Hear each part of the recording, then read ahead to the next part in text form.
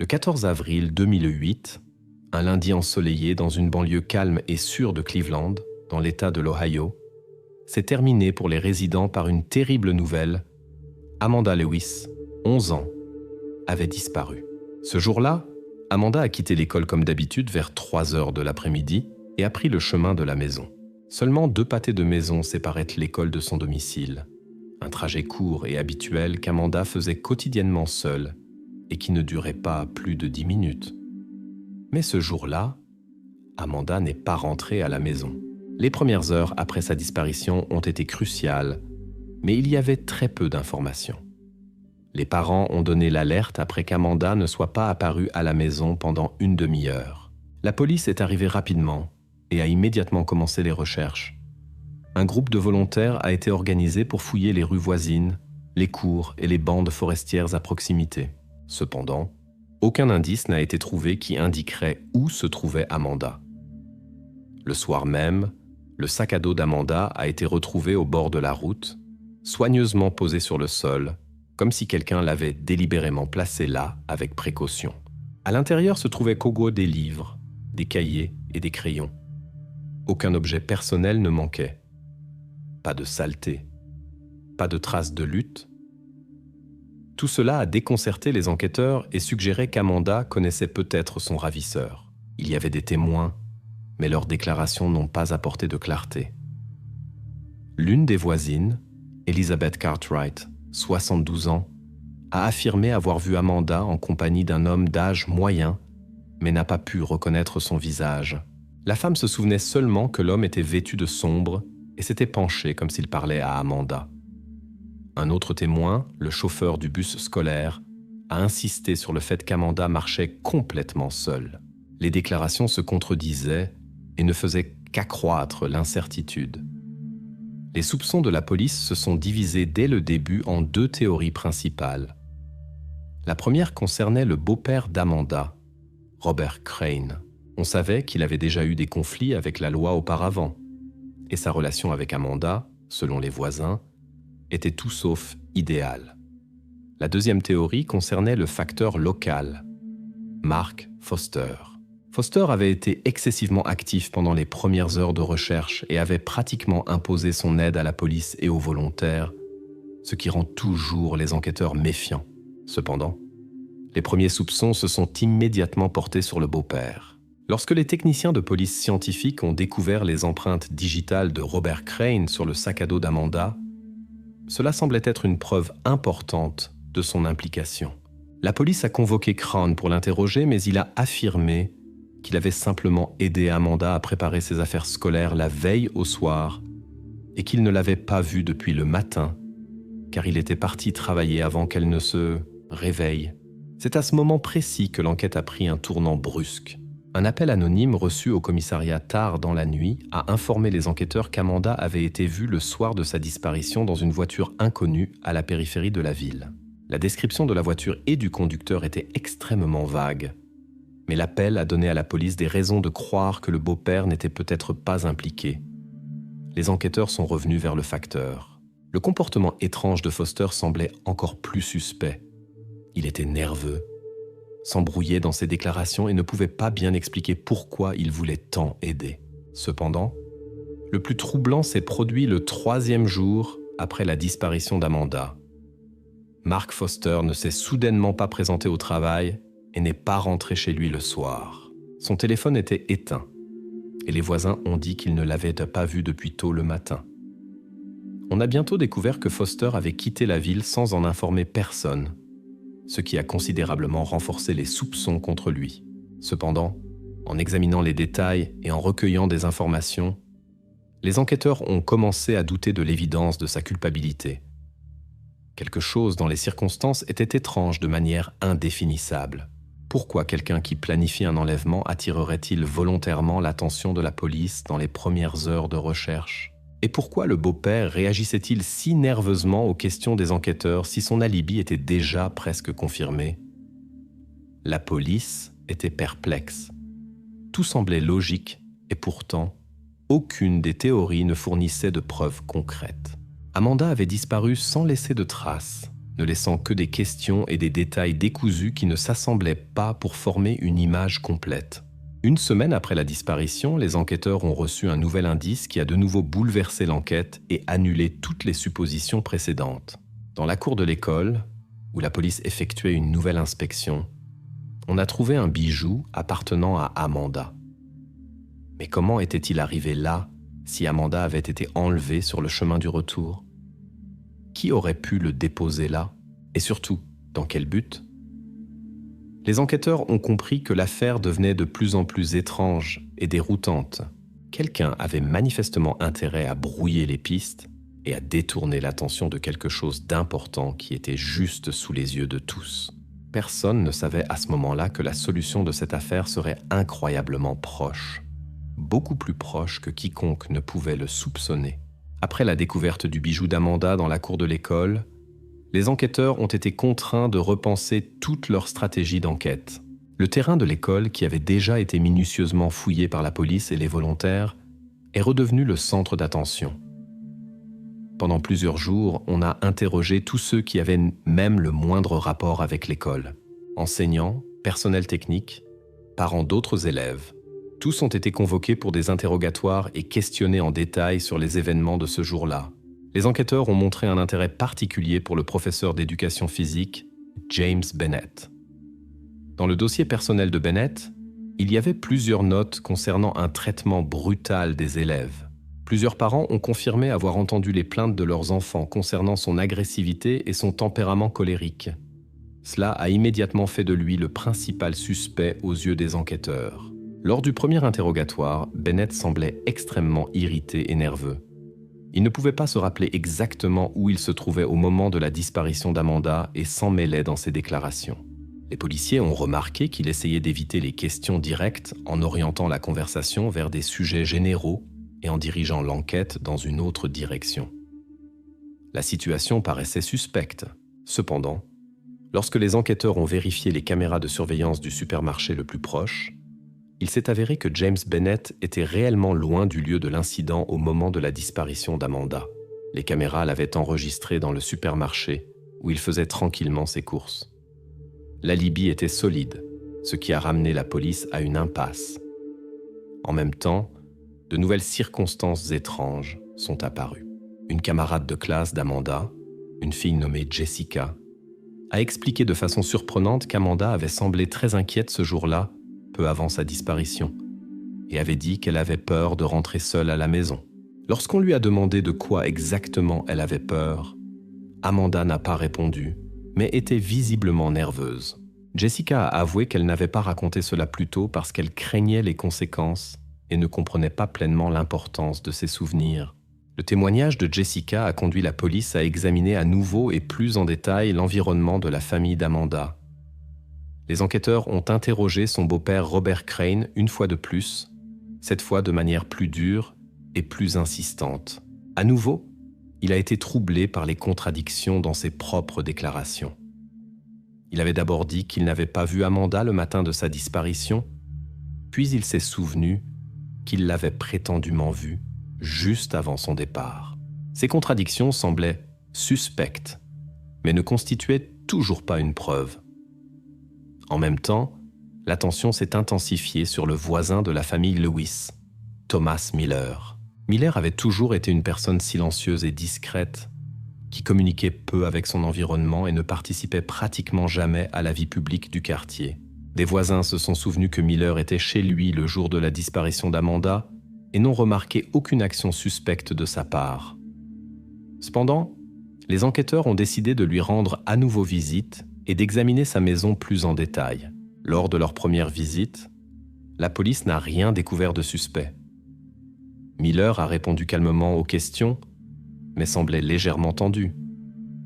Il a affirmé avoir vu Amanda le jour de sa disparition seulement le matin, quand elle allait à l'école. Selon ses dires, il ne l'avait plus rencontrée après cela. La maison de Miller semblait normale et bien entretenue. Il n'y avait pas de signes de lutte ou d'objets inhabituels. Pendant un certain temps, Miller n'était plus au centre de l'attention de la police. Mais quelques jours après cette visite, un nouvel incident s'est produit.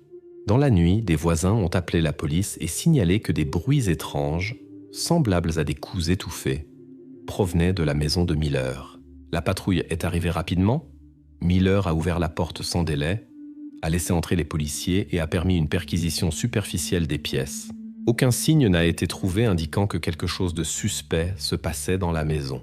Miller a expliqué que le bruit pouvait avoir été causé par une vieille chaudière défectueuse et la police, ne trouvant pas de raison pour une enquête plus approfondie, a dû repartir. Pendant ce temps, des rumeurs circulaient toujours dans la ville au sujet du facteur disparu Mark Foster. Sa disparition semblait suspecte et de nombreux habitants de la ville croyaient qu'il était responsable de l'enlèvement. Mais la police a vérifié les informations et a découvert que Foster avait simplement eu peur de la pression des enquêtes et était parti chez des parents dans un autre état car il ne supportait pas la pression. Cela a ramené les enquêtes à une nouvelle impasse.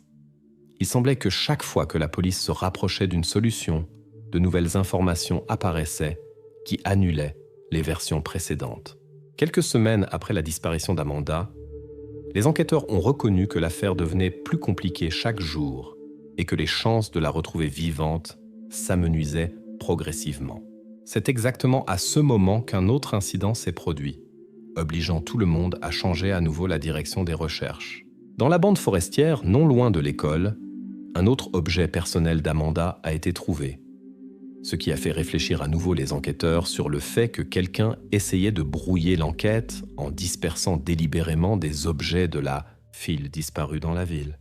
Après la découverte du deuxième objet personnel d'Amanda dans la ceinture forestière, la police est revenue au point de départ de l'enquête.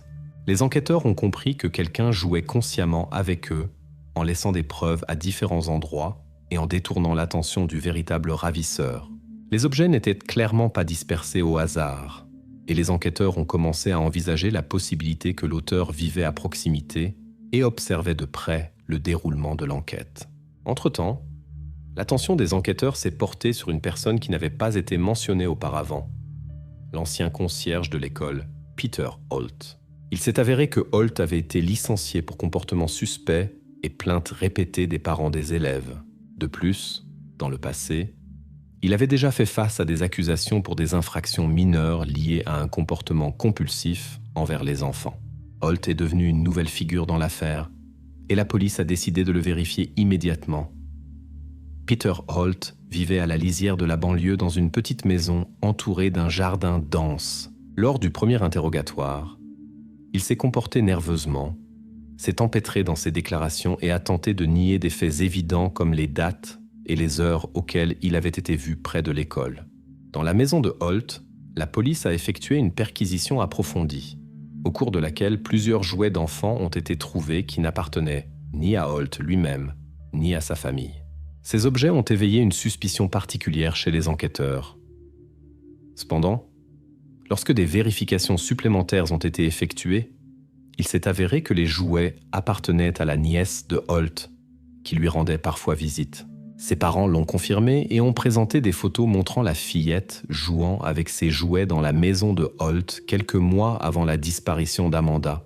Cette information a considérablement réduit les soupçons contre lui, bien que la police ne puisse pas encore exclure complètement son implication. Dans ce contexte, de nouvelles informations sont arrivées de façon inattendue. Un homme, un chauffeur de camion, s'est présenté à la police en affirmant avoir vu une fille ressemblant à Amanda dans un café routier de l'État voisin, environ 2 semaines après sa disparition. Selon ses dires, la fille semblait effrayée et était accompagnée d'un homme d'âge moyen dont le comportement avait éveillé les soupçons du chauffeur.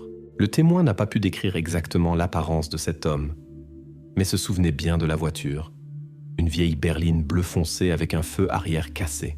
Les enquêteurs ont immédiatement demandé les enregistrements des caméras de surveillance de ce café, mais lorsqu'ils ont reçu le matériel, il s'est avéré que la qualité de l'enregistrement était extrêmement mauvaise et que ni la plaque d'immatriculation ni les visages des personnes n'étaient identifiables.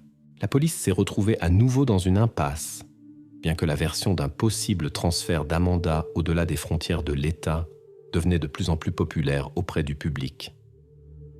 Les parents d'Amanda étaient désespérés à ce moment-là. Malgré des appels réguliers via les médias, aucune nouvelle information significative n'arrivait. Chaque fois que l'espoir surgissait, la déception suivait rapidement. Entre-temps, les enquêteurs ont décidé de vérifier tous les propriétaires de véhicules enregistrés dans la région dont les véhicules ressemblaient à celui décrit par le témoin. Cela a conduit à ce que plusieurs personnes soient convoquées pour des interrogatoires, mais toutes les vérifications sont restées sans résultat. La version suivante est apparue de façon inattendue. L'un des volontaires activement impliqués dans la recherche a informé la police qu'il avait remarqué à plusieurs reprises un comportement étrange chez une voisine de la famille Lewis, Margaret Baker. Selon le volontaire, la femme s'intéressait avec trop d'insistance aux détails de la recherche et apparaissait constamment aux endroits où des preuves étaient trouvées. Les enquêteurs ont décidé de la vérifier également. Margaret a été convoquée pour un interrogatoire et était très nerveuse en répondant aux questions des enquêteurs. Elle a admis avoir eu un intérêt accru pour l'enquête, mais a insisté sur le fait qu'elle était simplement préoccupée par le sort de l'enfant qui vivait dans le quartier. La suspicion contre elle semblait incroyable pour la police, et bientôt il est apparu que Baker avait un alibi solide pour le jour de la disparition d'Amanda. Cependant, lors de l'interrogatoire, Margaret Baker a mentionné un détail qui a intéressé les enquêteurs. Elle se souvenait avoir vu, le jour de la disparition, le voisin Thomas Miller apportant quelque chose dans sa cave quelques heures avant la disparition de la fillette et couvrant la porte d'entrée avec de vieux meubles lourds. Elle a noté qu'elle n'avait jamais vu quelque chose comme ça auparavant, et maintenant cela lui semblait étrange.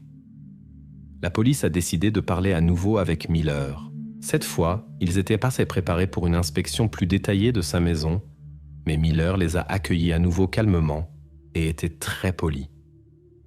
Il a permis aux policiers d'inspecter superficiellement la cave sans résistance. L'entrée était effectivement bloquée par des meubles, mais à l'intérieur, rien de suspect n'a été trouvé.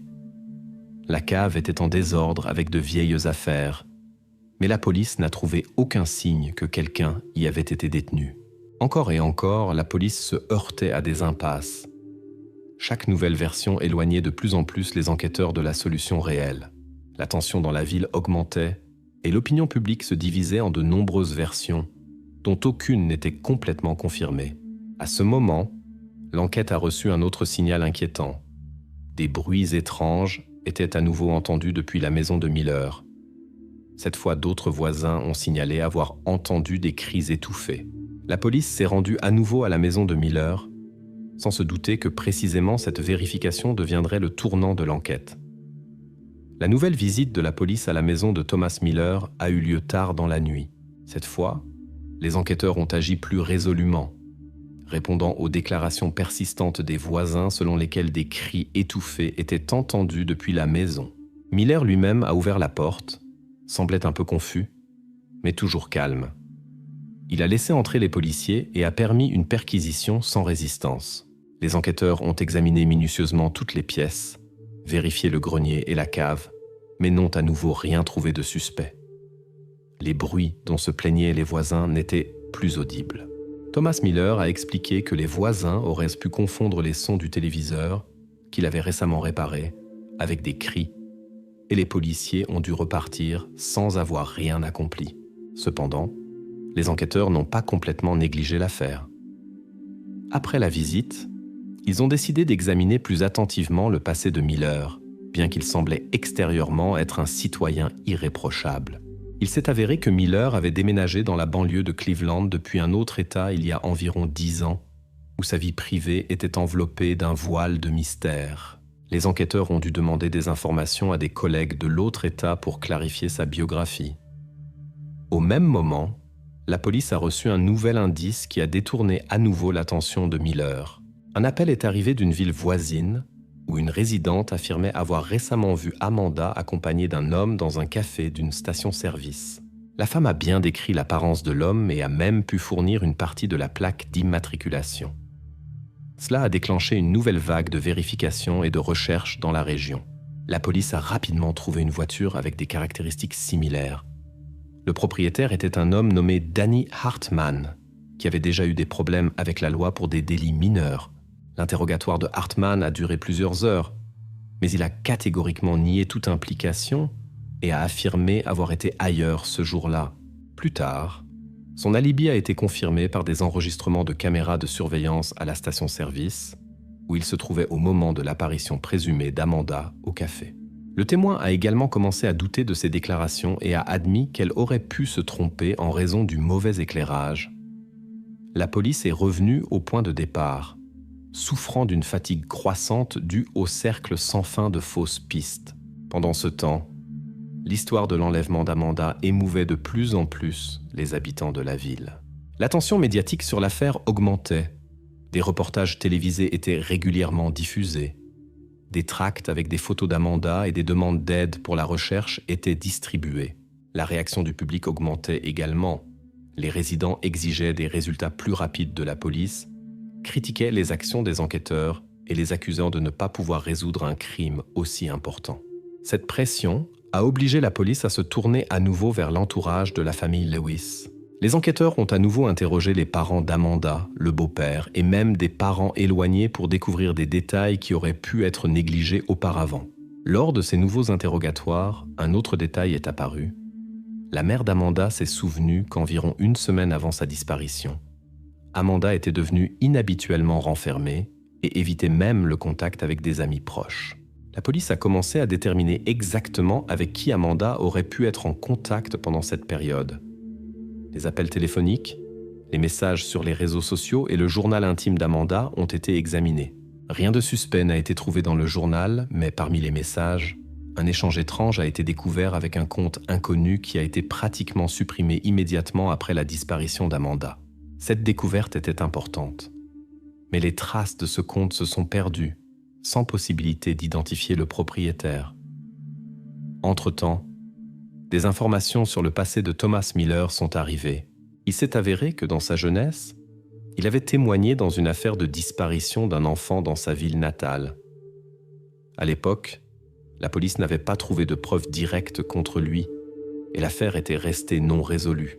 Ce détail a immédiatement remis Miller au centre de l'enquête. La police a obtenu l'autorisation de l'observer de plus près. Pendant plusieurs jours, les enquêteurs ont surveillé sa maison, enregistrant ses mouvements et ses contacts.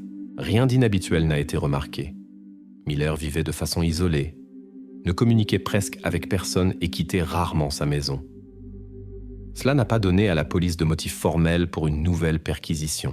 Cependant, à ce moment, l'un des enquêteurs a remarqué que Miller faisait régulièrement des achats inhabituellement importants de nourriture et d'articles ménagers qui dépassaient nettement les besoins d'une personne solitaire. Ce fait n'est pas devenu une preuve formelle, mais a attiré l'attention des enquêteurs.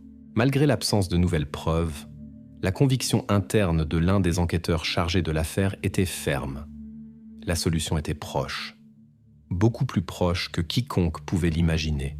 C'est précisément à ce moment qu'un nouvel événement s'est produit, qui allait bientôt changer tout le cours de l'enquête. Le tournant dans l'enquête a été un incident étrange qui s'est produit la 5e année de la disparition d'Amanda Lewis.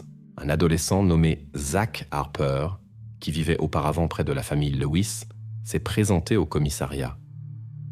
Zach a raconté qu'il avait longtemps caché ce qu'il avait vu le jour de la disparition d'Amanda. Selon Zach, ce jour-là, il rentrait de l'école plus tard que d'habitude et est passé devant la maison de Thomas Miller. Il se souvenait clairement comment Miller se tenait près de sa voiture et parlait avec Amanda. Quand Miller a remarqué Zach, il a rapidement mis fin à la conversation et s'est précipité dans la maison.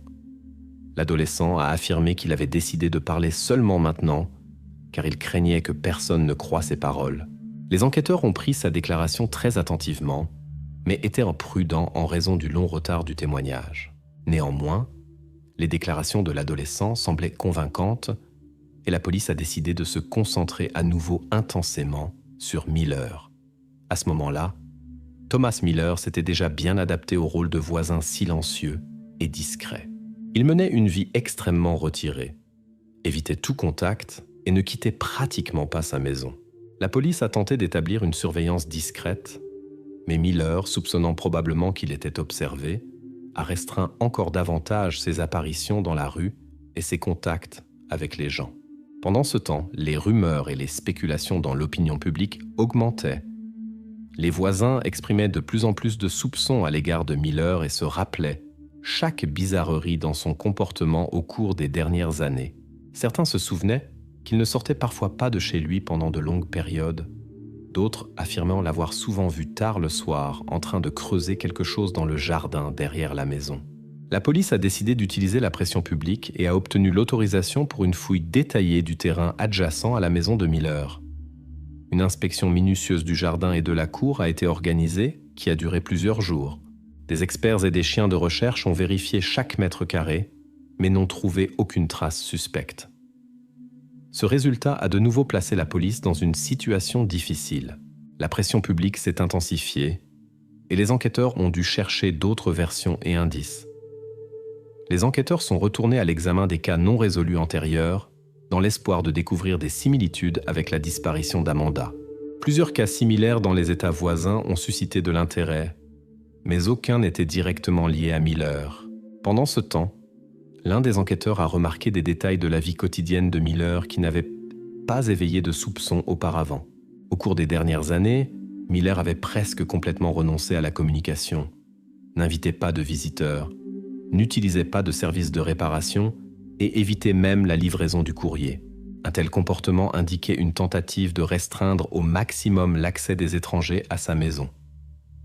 Ces observations ont conduit à l'idée de vérifier les factures d'électricité et d'eau de Miller. Les enquêteurs ont constaté que les dépenses en services publics avaient considérablement augmenté ces dernières années, en particulier pour l'eau. Une telle consommation semblait totalement illogique pour une personne solitaire et pourrait indiquer la présence d'une autre personne dans la maison. Cependant, la police n'a pas pu utiliser cette découverte comme motif suffisant pour une nouvelle perquisition. Légalement, il s'agissait seulement de soupçons indirects. Néanmoins, les enquêteurs ont décidé de poursuivre l'observation et d'essayer de trouver des preuves plus concluantes. À ce moment, un autre incident étrange s'est produit. Une des voisines de Miller a appelé la police tard dans la soirée et a signalé qu'elle avait vu un homme transportant de grands sacs depuis la maison et les chargeant dans le coffre de sa voiture. La police s'est immédiatement rendue à la maison de Miller, mais au moment de leur arrivée, il était déjà parti. Le lendemain, Miller est revenu et a calmement expliqué à la police qu'il avait emmené à la décharge des vieilles affaires accumulées dans la cave. Une vérification de la décharge a effectivement révélé que Miller avait jeté de vieux vêtements et des déchets ménagers, ce qui, une fois de plus, n'a pas fourni aux enquêteurs de preuves concrètes. Frustrés par les échecs continus, les enquêteurs ont reconnu que Miller était beaucoup plus prudent qu'ils ne l'avaient supposé. Ils n'avaient pas de preuves directes contre lui, et la pression publique diminuait progressivement. Mais juste à ce moment, un événement complètement imprévisible s'est produit. Un petit incendie causé par un court-circuit dans la maison de Miller a conduit de façon inattendue à ce que les pompiers soient appelés chez lui. Précisément, cet incident aléatoire s'est avéré être la clé pour résoudre le mystère qui était resté une énigme pour toute la ville pendant 7 ans. L'appel d'urgence aux pompiers en raison d'un court-circuit dans la maison de Thomas Miller semblait être un incident insignifiant. Mais c'est précisément cela qui est devenu le moment décisif dans l'affaire de la disparition d'Amanda Lewis. Miller, qui jusqu'alors avait soigneusement évité toute situation inattendue, a été contraint de laisser entrer des étrangers dans sa maison pour réparer le défaut. Lorsque les pompiers sont arrivés sur les lieux, ils n'ont trouvé aucun signe extérieur d'incendie, mais ont remarqué une forte odeur de brûlé provenant du câblage dans le salon. Miller les a accueillis calmement, bien qu'il était clairement évident qu'il était visiblement nerveux. Les pompiers ont commencé à inspecter la pièce pour trouver la source de l'odeur et éliminer le danger d'un incendie réel. C'est à ce moment précis que l'un des pompiers, qui vérifiait le câblage près du sol, a entendu d'étranges bruits sourds qui ressemblaient à des coups. Au début, il a pensé que le bruit venait du système de chauffage ou de ventilation. Cependant, les sons se sont répétés et sont devenus plus persistants et plus clairs. Le pompier a appelé son collègue et ils ont tous deux écouté. Il était évident que les bruits venaient d'en bas, de la cave, dont l'accès était bloqué par de vieux meubles et un tapis solidement fixé. Les pompiers, donnant l'alerte, ont secrètement appelé la police sans informer Miller de leurs soupçons. Lorsque la patrouille est arrivée, Miller est devenu visiblement nerveux mais a essayé de garder son sang-froid et a poliment demandé quel était le problème. Les policiers ont expliqué qu'ils devaient vérifier la cave, car des informations sur des bruits étranges avaient été reçues. Miller a hésité et a d'abord tenté de convaincre la police que la cave était vide et fermée en raison de travaux de rénovation. Mais la persistance des policiers et des pompiers ne lui a laissé aucun choix. Les meubles ont été poussés de côté et la lourde porte qui était cachée derrière était verrouillée avec plusieurs serrures. Cela n'a fait que renforcer les soupçons. Lorsque la porte a été forcée, l'image qui s'est présentée aux policiers a été un véritable choc. Dans une petite pièce soigneusement insonorisée était assise une fille effrayée et confuse. C'était Amanda Lewis, disparue 7 ans auparavant. Elle semblait épuisée et effrayée, mais elle était vivante.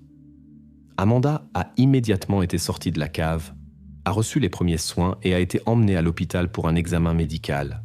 Miller lui-même a été immédiatement arrêté et emmené au poste de police pour interrogatoire. L'apparition d'Amanda a été une sensation pour la ville et le pays tout entier. La famille de la jeune fille, qui avait déjà abandonné tout espoir de la voir vivante, a été simultanément saisie de joie et de choc. Pour les enquêteurs, une nouvelle phase de travail commençait maintenant. Clarifier les circonstances et les détails de l'enlèvement, ainsi que la question de savoir comment Miller avait réussi à la garder captive pendant tant d'années, juste sous le nez des voisins et de la police. Dès le premier interrogatoire, Miller a avoué son acte, bien que le motif de ses actions soit resté flou. Il parlait peu, mais les enquêteurs ont réussi à déterminer que l'enlèvement n'était pas une décision spontanée. Miller l'avait soigneusement planifié, avait choisi la victime et préparé la pièce bien avant le crime lui-même. Les enquêtes ont montré à quel point Miller avait soigneusement et méticuleusement dissimulé son crime. La cave où il détenait Amanda était équipée de manière à ce qu'aucun son ne s'échappe à l'extérieur. La ventilation était cachée et invisible de l'extérieur. Miller n'amenait pratiquement jamais personne dans la maison, évitait tout contact et cachait soigneusement les traces des activités d'une deuxième personne. Les voisins et connaissances de Miller ont été choqués par la révélation du crime. Aucun d'entre eux n'avait eu le moindre soupçon que le voisin calme et discret puisse être un criminel aussi dangereux. Les gens ont réalisé à quel point ils avaient été trompés en observant la vie ordinaire, en rien remarquable, de cet homme. Les enquêteurs qui ont examiné la maison de Miller ont trouvé de nombreuses preuves qu'Amanda avait vécu toutes ces années dans un isolement total, sans possibilité de demander de l'aide ou de s'échapper. Toutes les circonstances auparavant inexplicables, les particularités et les soupçons que la police n'avait pas pu confirmer prenaient maintenant un sens tout à fait compréhensible et terrifiant. Cependant, le mystère principal demeurait: qu'est-ce qui motivait exactement Miller? Pourquoi il avait choisi spécifiquement Amanda et comment il avait réussi à la cacher pendant tant d'années aux yeux de tous? Malgré l'aveu complet de sa culpabilité, Miller refusait de faire des déclarations détaillées et justifiait ses actions uniquement par des explications vagues et incohérentes. La ville, la famille d'Amanda et le pays tout entier étaient choqués et en même temps soulagés que la jeune fille ait été retrouvée vivante. Mais après son sauvetage, il restait presque autant de questions sans réponse qu'au début de l'enquête. Ce sont précisément ces questions qui ont formé la base d'une analyse et d'une enquête plus approfondie de ce cas unique et choquant. Après le sauvetage d'Amanda Lewis et l'arrestation de Thomas Miller, la phase la plus difficile et douloureuse de l'enquête a commencé. Établir tous les détails de ce qui s'était passé au cours des 7 dernières années. L'état d'Amanda a suscité de sérieuses inquiétudes chez les médecins et les psychologues qui travaillaient quotidiennement avec elle, en essayant de l'aider à s'adapter à la vie en liberté. La police a effectué une inspection approfondie de la maison et de la cave où Amanda avait été détenue. La pièce où la jeune femme avait passé 7 longues années impressionnait par son isolement et son minimalisme. Un petit lit, une table, quelques livres et magazines, une petite lampe, tout ce qui constituait son monde. Les enquêteurs ont déterminé qu'elle n'était pas sortie depuis le moment de son enlèvement et avait été complètement isolée du contact avec le monde extérieur, à l'exception de Miller lui-même. Simultanément à l'enquête sur le crime, un examen sérieux des actions de la police locale a commencé. Le public et les médias demandaient pas des explications sur comment les forces de l'ordre avaient pu passer devant la maison de Miller pendant tant d'années, littéralement à quelques mètres du lieu de captivité d'Amanda, sans le soupçonner. Des revues de service ont commencé, et bientôt il est apparu que la police avait vérifié Miller à plusieurs reprises, mais n'avait jamais effectué une perquisition complète, car il n'avait formellement pas de motif suffisant pour le faire. Amanda se rétablissait progressivement, et ses déclarations ont commencé à clarifier l'image de ce qui s'était passé. Selon ses mots, Miller n'a jamais montré de cruauté, mais était extrêmement dominant et l'a fermement convaincu que toute résistance serait inutile. La jeune femme a raconté ses tentatives désespérées d'attirer l'attention. Elle a essayé de nombreuses fois de frapper contre les murs et le plafond, mais l'isolation acoustique du sous-sol était trop bonne pour que quelqu'un puisse entendre ses « brouts ». Les enquêtes ont montré que la seule véritable chance de libération était un court-circuit accidentel dans la maison de Miller. Sans cet incident mineur, Amanda aurait pu rester en captivité pendant de nombreuses années encore. Le procès contre Miller a commencé quelques mois après la libération d'Amanda. Au tribunal, il s'est comporté de manière réservée et a à peine réagi aux événements. Ses avocats ont tenté de le présenter comme mentalement malade. Cependant, l'expertise psychologique a confirmé la pleine capacité mentale et la conscience du criminel pour toutes ses actions. L'accusation a insisté sur l'emprisonnement à vie et a présenté au tribunal une grande quantité de preuves et de témoignages. Néanmoins, la question centrale, le motif, est restée obscure même après de longues enquêtes et audiences judiciaires. La ville, secouée par le crime, n'a pas pu revenir à la vie normale pendant longtemps. La famille d'Amanda, malgré la joie de son retour, a été confrontée à des difficultés pour restaurer la santé mentale de leur fille et lui rendre une vie normale. Amanda elle-même se remettait lentement et essayait de comprendre et d'accepter que sa vie avait changé pour toujours. Pendant ce temps, lors de la dernière audience judiciaire, lorsque la sentence contre Miller allait être annoncée, quelque chose d'inattendu s'est produit. Thomas Miller a demandé la parole. Toute la salle d'audience est restée en suspens, attendant enfin d'entendre l'explication qui était restée un mystère pour tous pendant si longtemps. La salle d'audience est devenue silencieuse lorsque Thomas Miller s'est levé, prêt à enfin raconter ce que tout le monde avait attendu si longtemps, le motif de son acte. Il semblait tendu, mais calme, et semblait choisir soigneusement ses mots. Miller a commencé à parler doucement mais clairement.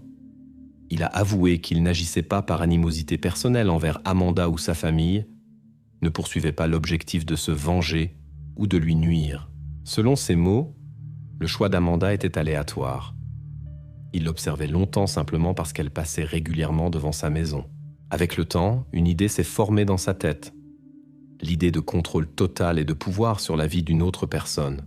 Il a raconté qu'il s'était senti seul pendant de nombreuses années, rejeté par la société, et a décidé de créer son propre monde qui lui était complètement soumis, sans possibilité d'interférence extérieure. Pour cela, il a aménagé le sous-sol et l'a transformé en une forteresse imprenable, cachée aux yeux étrangers. Les enquêteurs ont écouté attentivement chacun de ces mots et ont compris combien de temps et de soins il avait consacré à planifier chaque détail. Il a consciemment évité tout soupçon et a caché son vrai visage derrière le masque d'une personne calme et imperceptible.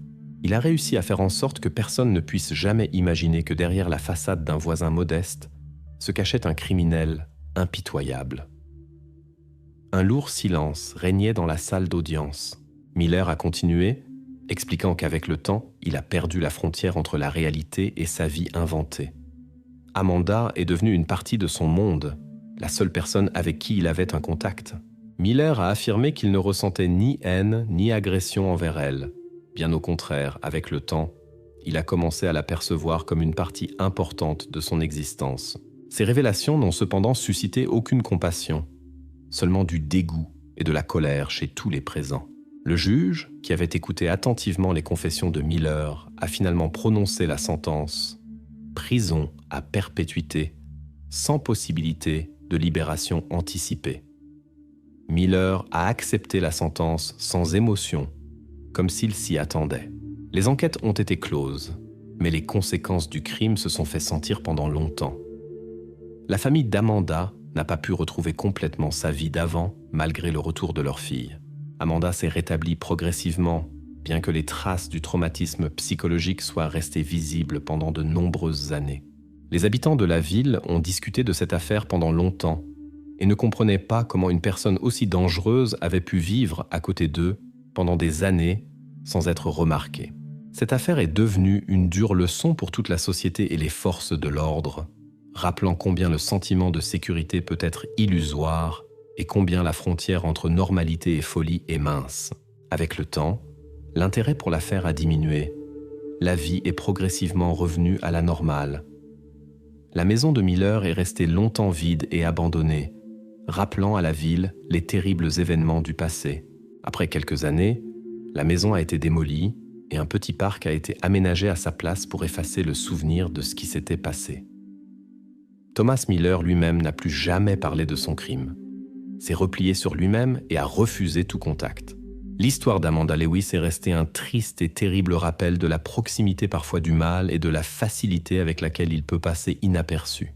La ville a lentement avancé, mais le souvenir de ce qui s'est passé a changé ses habitants pour toujours, les obligeant à être un peu plus attentifs à leur environnement et un peu plus prudents dans leur confiance.